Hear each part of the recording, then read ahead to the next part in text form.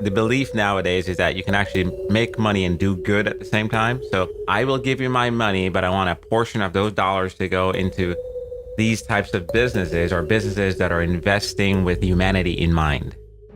Hi, everyone. Welcome to our first episode of Nightline with FAU College of Business professor and finance industry expert, Rainford Knight. Don't know a cryptocurrency from a contango? Well, then you're in the right place. At Nightline, Professor Knight breaks down the current and sometimes complicated news from the world of finance and how it affects all of us where it matters the most, our wallets. I'm Christine Conti, and along with Professor Knight, I'll be your co-host during this show. But first, a word from our sponsor. Nightline is brought to you by the FAU College of Business. Opened in 1964, Florida Atlantic University serves more than 30,000 students across 7 beautiful campuses in South Florida.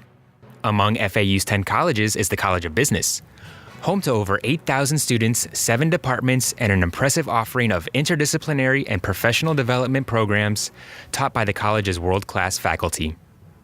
Learn more at business.fau.edu. On today's episode, is gold making a comeback? Morgan Stanley passes $25 billion in impact investing, plus a brief conversation on investing with humanity in mind. Professor Knight, welcome to the show. First question, is gold making a comeback?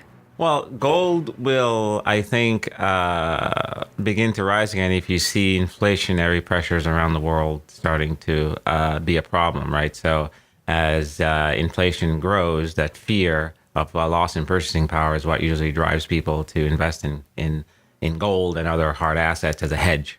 What is the average person, how would I know if inflationary pressures are increasing around the world? What do I look for?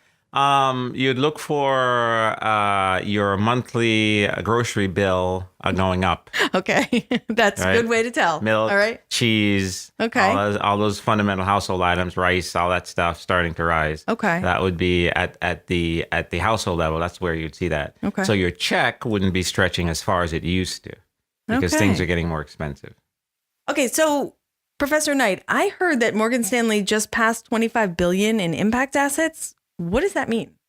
Well, first of all, impact investing is another name for that is socially responsible investing. Yes, right. So the idea there is the belief nowadays is that you can actually make money and do good at the same time. So companies that are not polluting the environment, companies that are not hiring using slave labor in their manufacturing overseas, companies that are cognizant of diversity, all companies that follow those types of things that are doing good for our society. Impact investing now is an area where investors are saying, hey, we want our money to be invested in companies that are doing these types of things. Right. Right. So there's a new metric called ESG, economic, social, and governance measures for these companies where they're rated based on a number of metrics along this idea of doing good.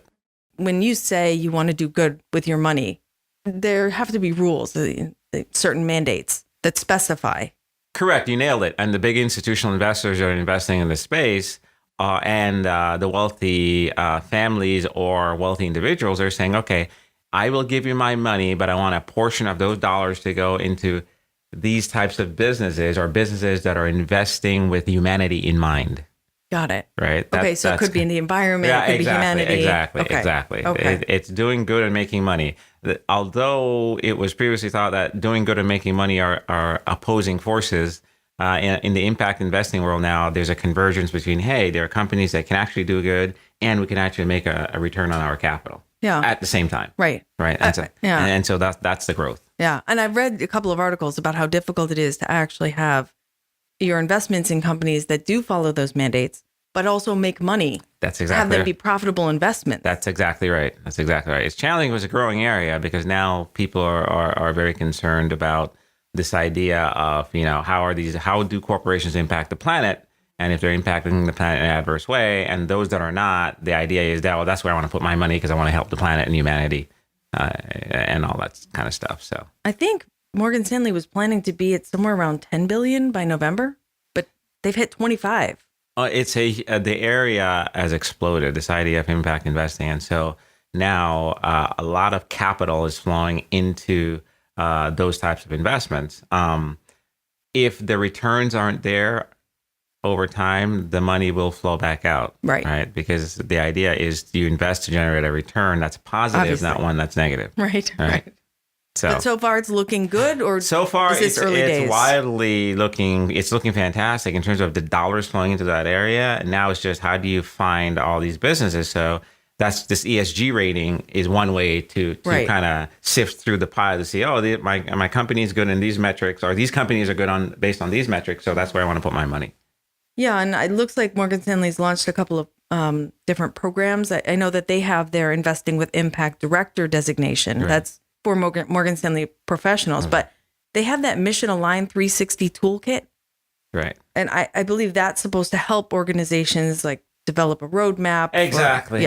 And they're not alone. It's a growing space. So they're making their footprint, obviously, with that 25 billion, I think, is the number they have under management. But there are other firms as well that are entering the space, and there are firms that invest solely in impact.